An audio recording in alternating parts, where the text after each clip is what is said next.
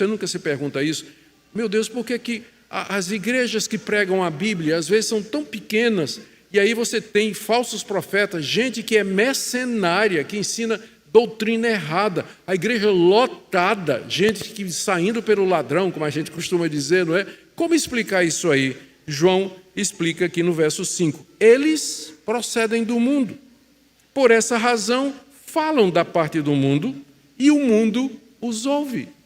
Eles têm um discurso que as pessoas gostam de ouvir. Eles falam aquilo que vai consolar pecadores a continuarem no seu caminho de pecado.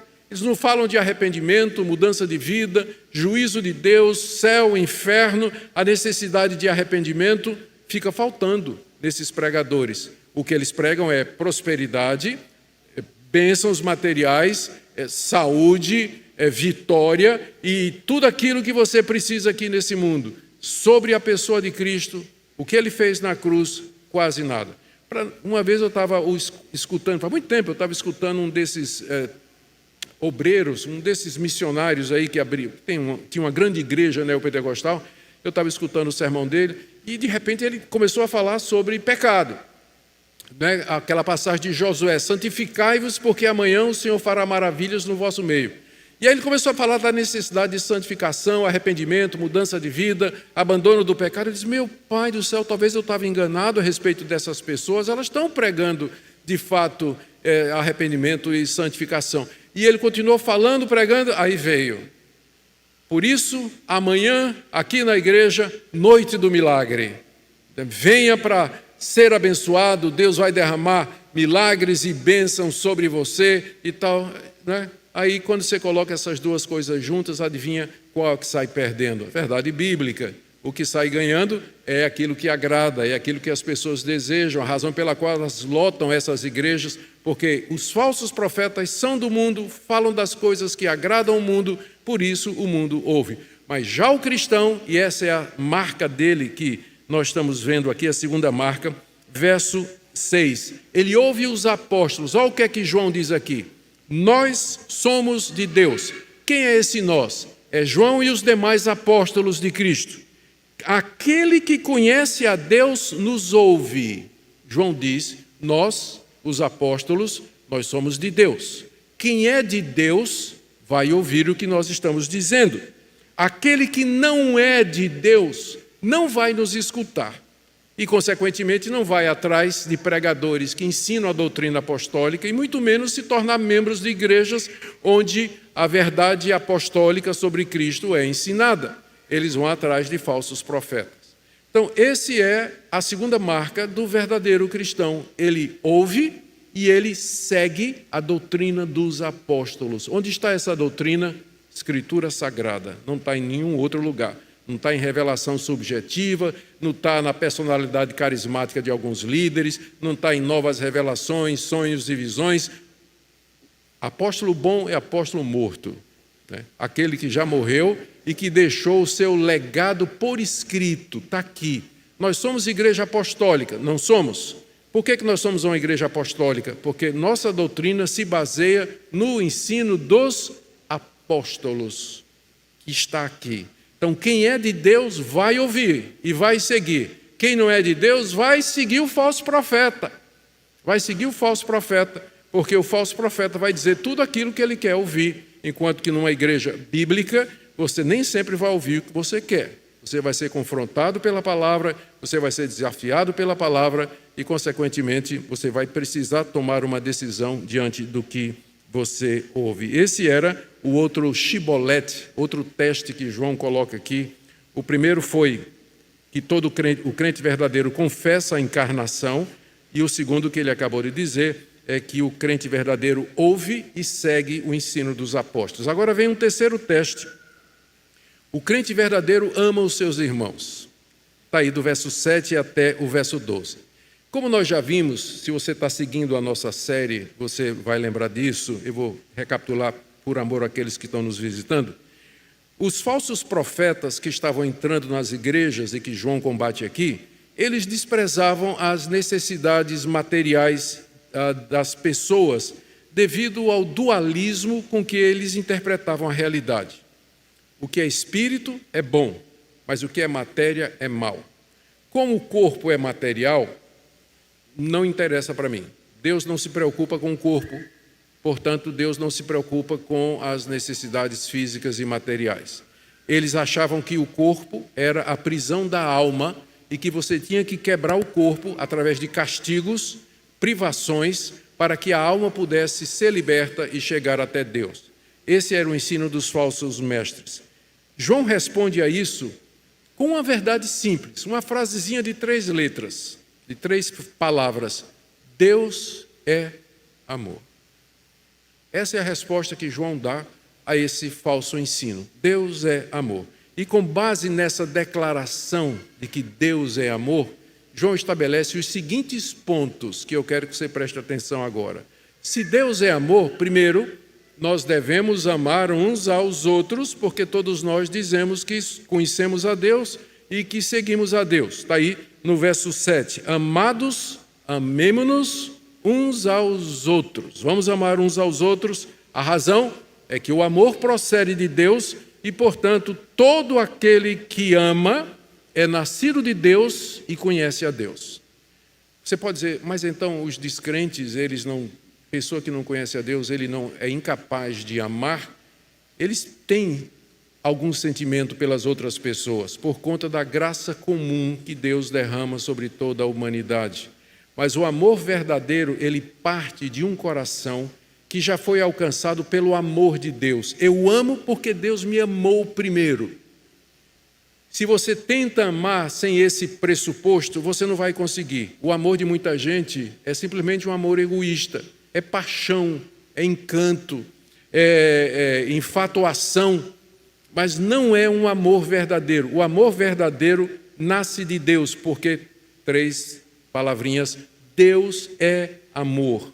Só pode haver amor verdadeiro se vier de Deus, tomando você, moldando você, e aí você pode amar, porque você é amado por Deus e ama a Deus. Então, se você tirar Deus da jogada, não há amor, mas somente egoísmo, paixão, desejo, infatuação e outras coisas que não permanecem nem têm sólido fundamento.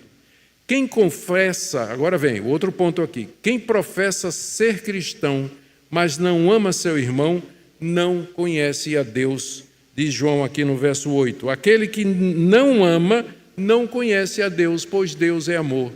Se você conhece a Deus, você vai amar as pessoas.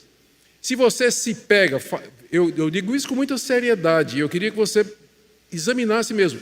Se você se pega detestando uma pessoa, você não vai usar a palavra ódio porque é muito forte e você sabe que é errado, mas você é completamente indiferente para com aquela pessoa, você tem sentimentos negativos com relação àquela pessoa, examine-a e você não consegue perdoar aquela pessoa. A pessoa pode até ter feito coisas ruins contra você, mas você não consegue perdoar aquela pessoa ou fazer o bem se aquela pessoa tiver necessidade. Cheque o seu coração e o seu relacionamento com Deus, porque pode ser um indício de que você não sabe dizer chibolete, você só diz cibolete. Pode ser um indício de que você não é crente, você é apenas um religioso, porque quem ama a Deus, ama também o seu irmão, mesmo que seu irmão tenha feito alguma coisa errada contra você. Terceiro ponto aqui que eu queria que você percebesse, está nos versos de 9 a 10. O amor de Deus por nós se revela na vinda de Cristo ao mundo. Está tudo dito aqui, olha, no verso 9. Nisso se manifestou o amor de Deus em nós, ou por nós, em Deus haver enviado o seu Filho unigênito ao mundo para vivermos por meio dele. João primeiro disse, Deus é amor. O que é que isso significa, João? Como assim que Deus é amor? Aí João continua. Deus é amor porque ele tomou seu Filho unigênito, seu único Filho, e enviou ao mundo para que pecadores como vocês e como eu pudéssemos ter a vida eterna. Então, amor é isso.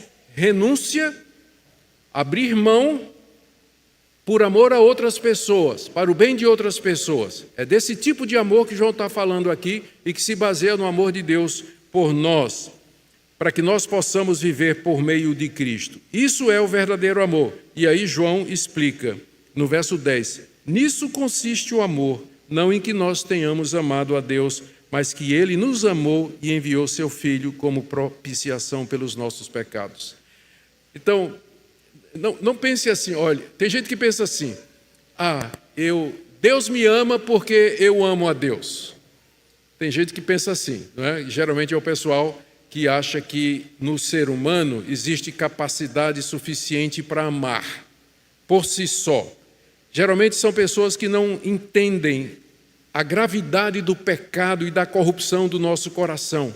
Nós não temos como amar a Deus por nós mesmos. Nosso coração, por natureza, é inimigo de Deus. Nós não queremos Deus. Eu quero ser o dono da minha vida. Eu não quero seguir regras e normas que Deus determina. Eu não quero ser um moralista. Eu não quero ser religioso. Eu não quero nada disso. Eu quero mandar na minha vida, fazer o que eu gosto, desfrutar do jeito que eu quero a minha vida. Nosso coração é inimigo de Deus. Se você ama a Deus, foi porque Deus lhe amou primeiro. E Ele veio até você pela palavra dos apóstolos, mudou o seu coração para que você pudesse amá-lo. Deus primeiro nos amou. Por isso que nós dizemos, a salvação é obra da graça de Deus, não é fruto de obras, não é fruto de mérito, de merecimento, que você não tem nenhum, nem eu. Mas é Deus vindo, amando o pecador, mudando o coração dele e habilitando-o a crer em Deus. Nós o amamos porque ele amou primeiro. E em que consistiu esse amor dele? Mandar o seu filho, como diz o verso 10, como propiciação pelos nossos pecados, como pagamento pelos nossos pecados. Você é um pecador, como eu sou. Somos culpados diante de Deus e merecemos a morte e o juízo da parte de Deus. Em vez de fazer isso, Deus, em amor, mandou o seu Filho levar sobre si e beber até a última gota o cálice da ira de Deus em nosso lugar. Ele é o nosso representante. Por isso que João diz, por isso que é importante que você saiba e creia que Jesus era verdadeiro homem, porque para que ele pudesse pagar pelo meu pecado, ele tinha que ser meu representante. Um anjo não podia morrer naquela cruz. Se um anjo morresse naquela cruz, não me valeria absolutamente nada. Tinha que ser um homem. Por isso que João insiste. Jesus era real, tinha um corpo real, porque de outra maneira ele não podia fazer pagamento pelos nossos pecados. Ele tinha que ser humano porque ele tinha que nos representar. Ele tinha que tomar o nosso lugar. Somente um humano pleno, verdadeiro, podia ocupar o meu lugar naquela cruz. E é assim que ele fez propiciação, pagamento pelos meus pecados. E nisso está o amor de Deus. Nós o amamos porque ele nos amou primeiro.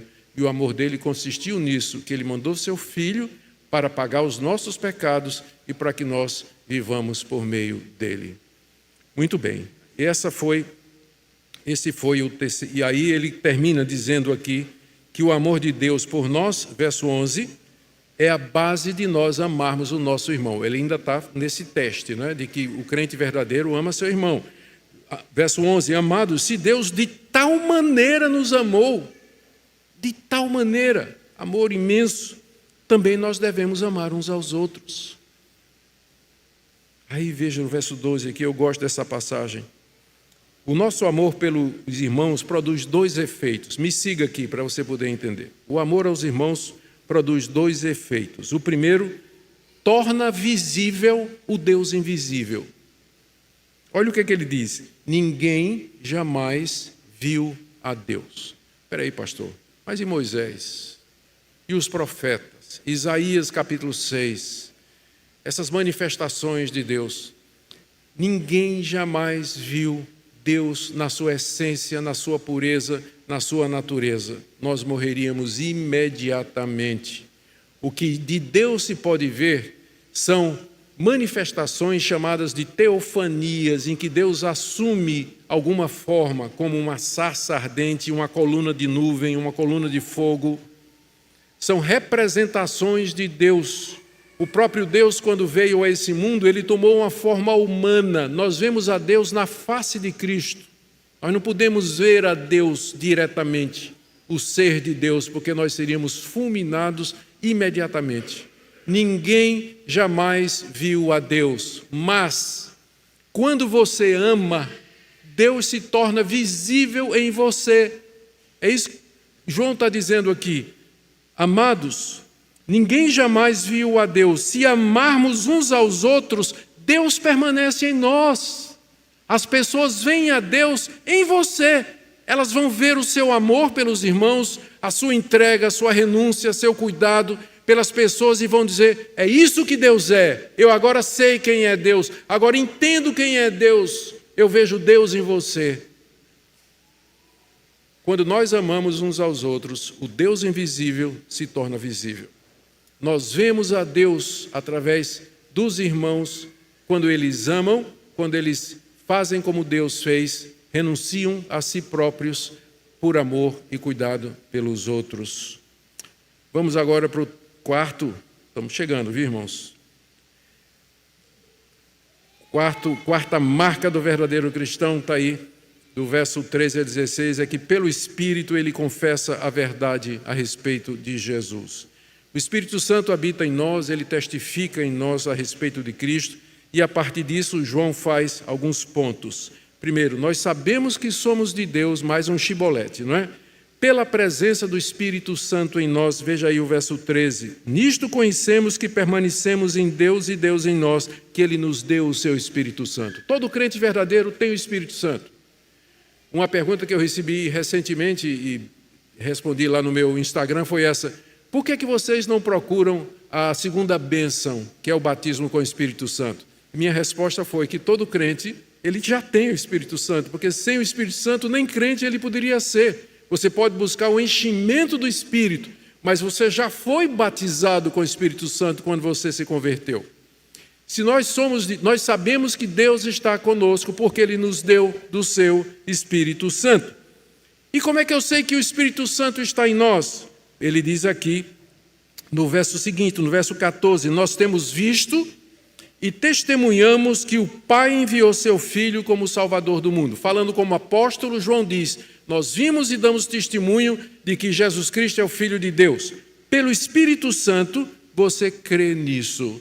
Você sabe que você tem o Espírito Santo, porque essa doutrina é boa, é agradável aos seus olhos. Se você está ouvindo eu dizer aqui que Jesus é o Filho de Deus, que Ele encarnou, que Ele morreu, ressuscitou com um corpo real e que Ele é o único caminho, isso é música para os seus ouvidos, isso é uma prova que você é de Deus. Porque é o Espírito Santo que faz isso.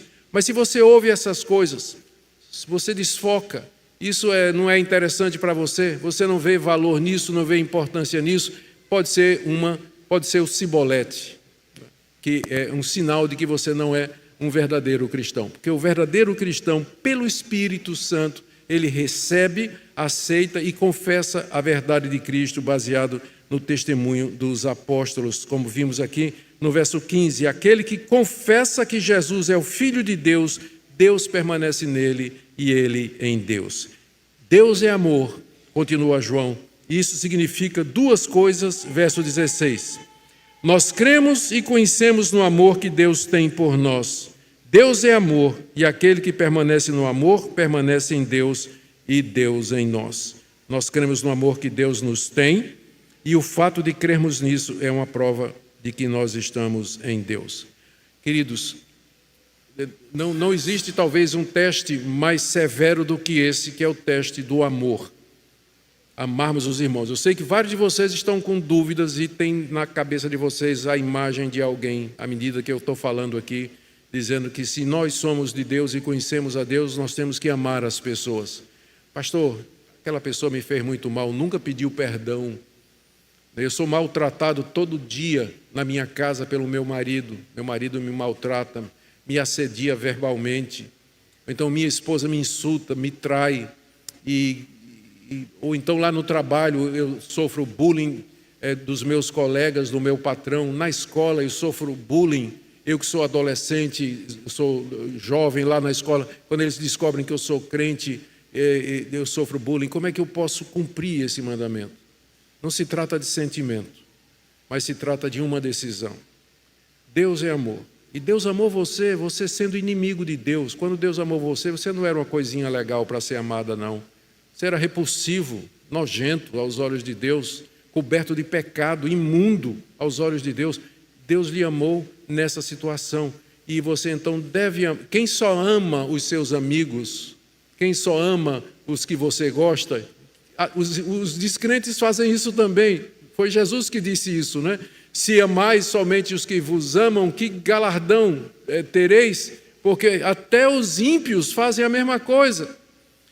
E ele disse que tem que amar inclusive os seus inimigos.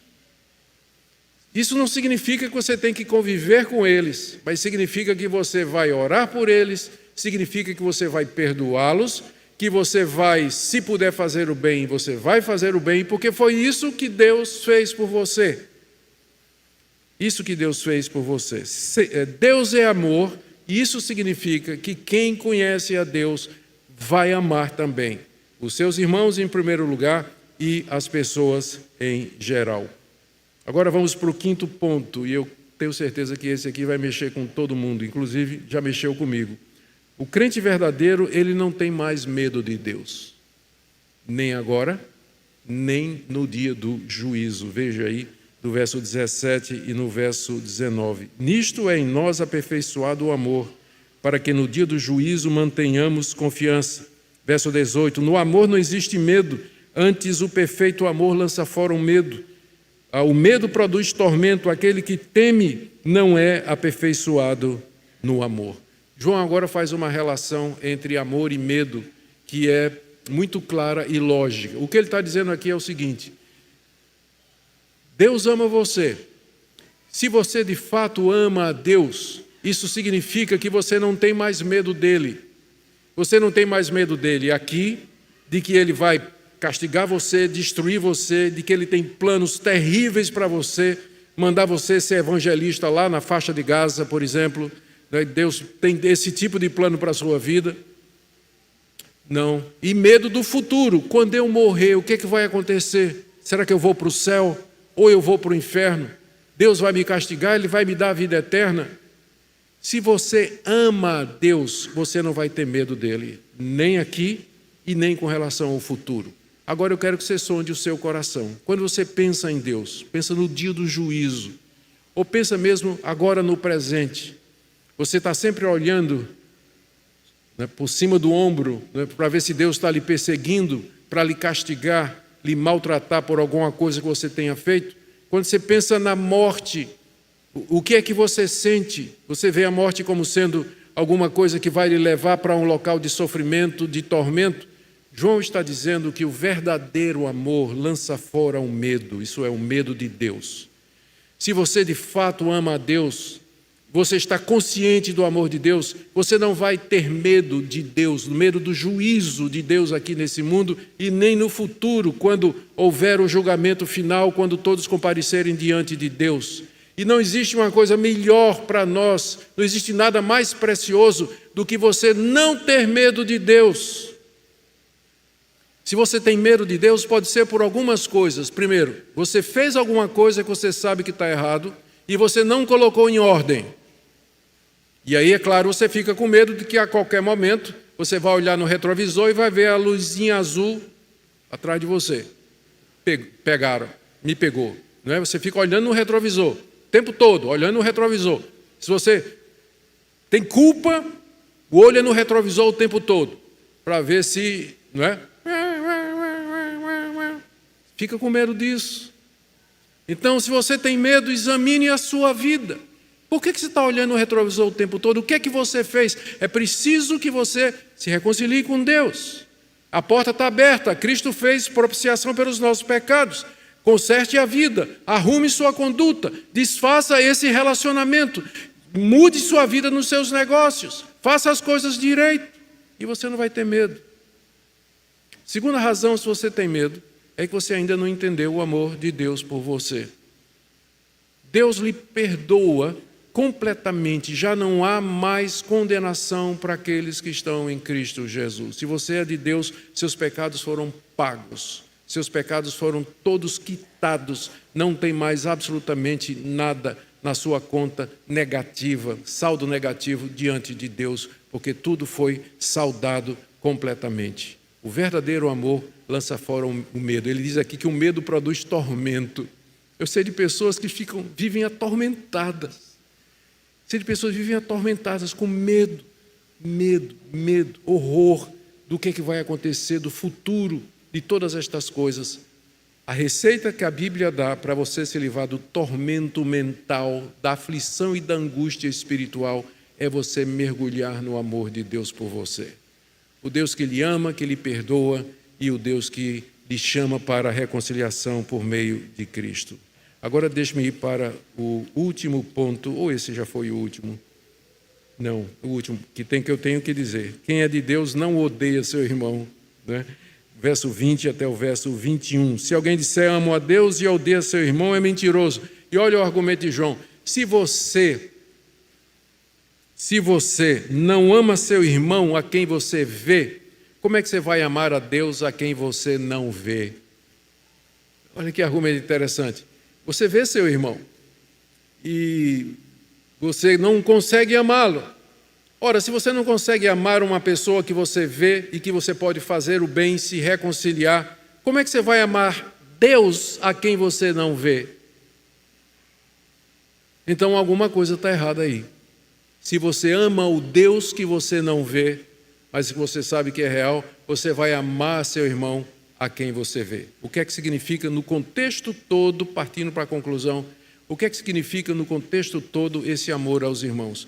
Não é simplesmente cantar que você ama seu irmão na igreja, não é declarar isso, de que você é crente e ama seu irmão, mas como Deus nos ama de maneira concreta, fazer a mesma coisa.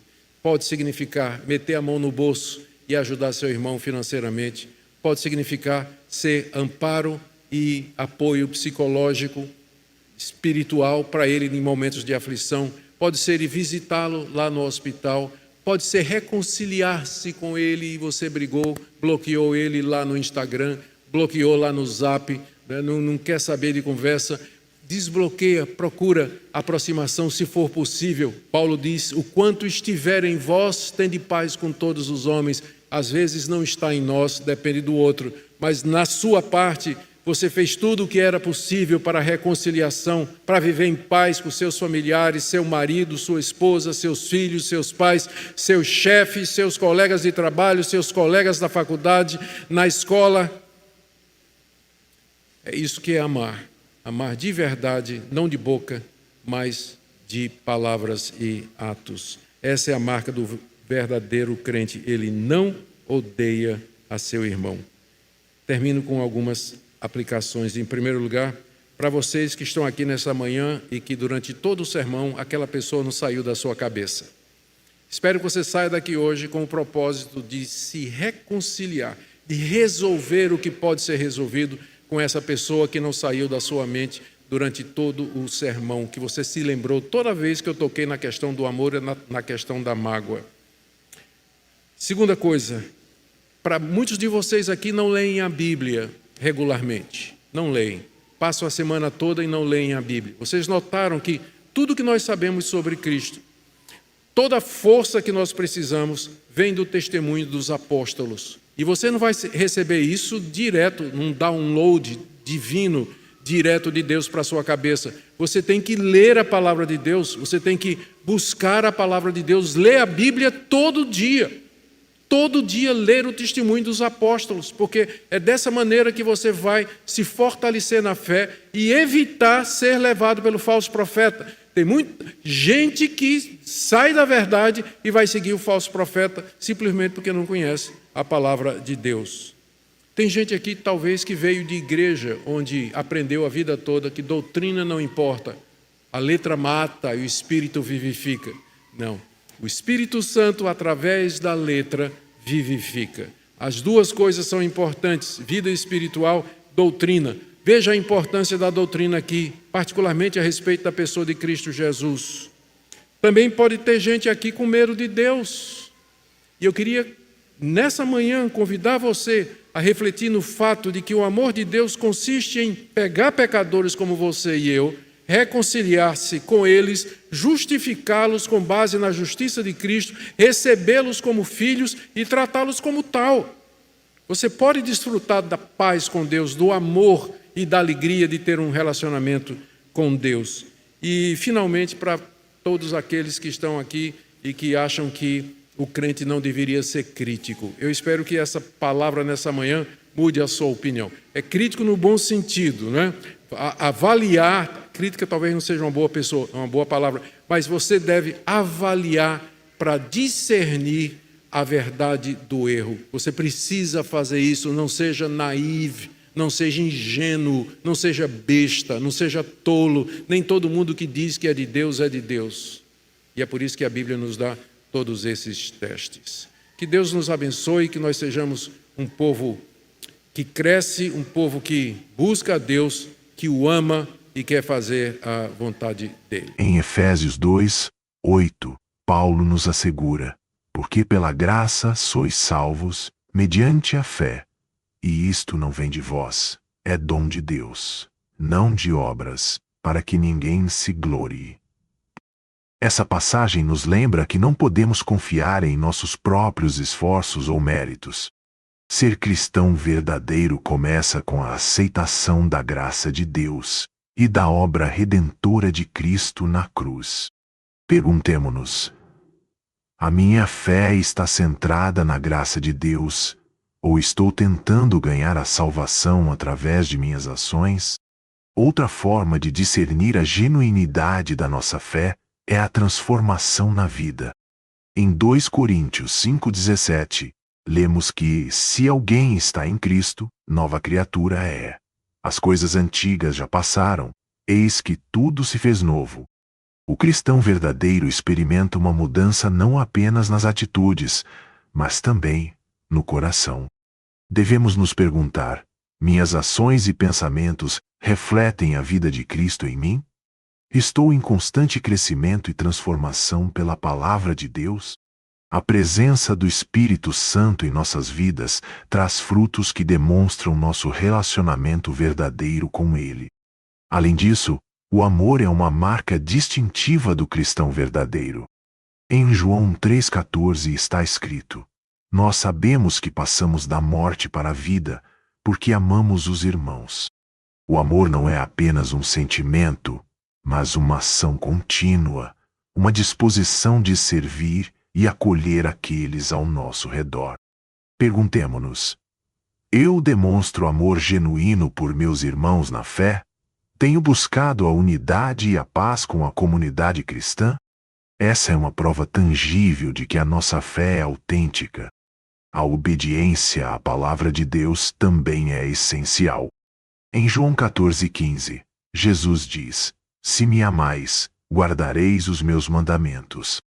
Observar os ensinamentos de Cristo não é uma questão de legalismo, mas de amor e devoção. Se realmente somos cristãos, buscamos agradar a Deus em nossas escolhas diárias. Pergunte-se: eu busco a direção de Deus em minha vida? As Escrituras têm influência sobre as minhas decisões e comportamento? Por fim, é importante lembrar que a dúvida não é incomum entre os cristãos. A autoanálise não deve levar à desesperança, mas sim a um compromisso renovado em buscar a verdade. Em Filipenses 2,12, somos exortados a trabalhar a nossa salvação com temor e tremor. Isso nos convida a uma reflexão contínua sobre nossa relação com Deus, buscando sempre crescer em fé e conhecimento.